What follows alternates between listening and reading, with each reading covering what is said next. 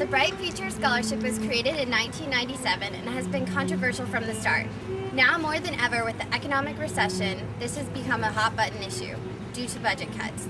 The debate is over whether or not the scholarship should remain merit-based instead of evolving into a more need-based system, and what the effect will be on students if the standards to qualify for the scholarship are intensified. Justin will provide support for the merit-based position, and Dimitri will argue for the need-based side. Having high standards to qualify for Bright Futures will reduce the state deficit, according to recent state and Senate proposals. Raising the SAT point requirement by roughly 20 points will save the state $100 million. Bright Futures causes in-state schools to be more competitive with private out-of-state universities because of low costs. Many comparable out-of-state universities have more than tripled the cost of UF with Bright Futures. Bright Futures program has caused the applicant pool for in-state schools to be extremely competitive.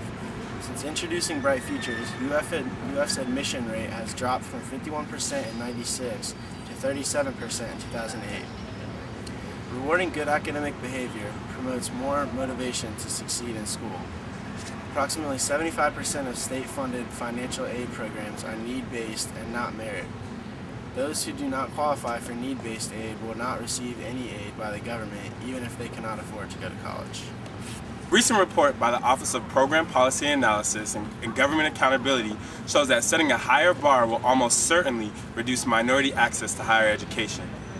If the minimum SAT score is raised to 1050, as some Republican legislators are suggesting, the number of black recipients could drop by 40%.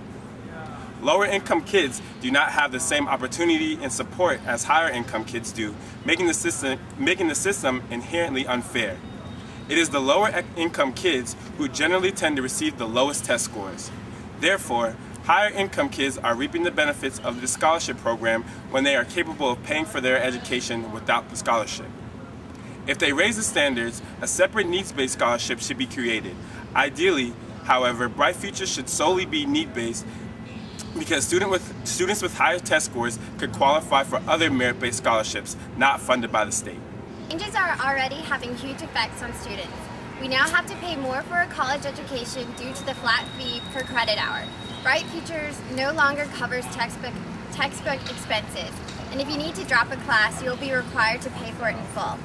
Recent changes passed on April 2nd to the Bright Futures program will increase the qualifying standards for scholarship and permanently take scholarship funds away from students who can't maintain required GPA. If these changes concern you, contact your local state representative. And for more information, visit floridastudentfinancialaid.gov.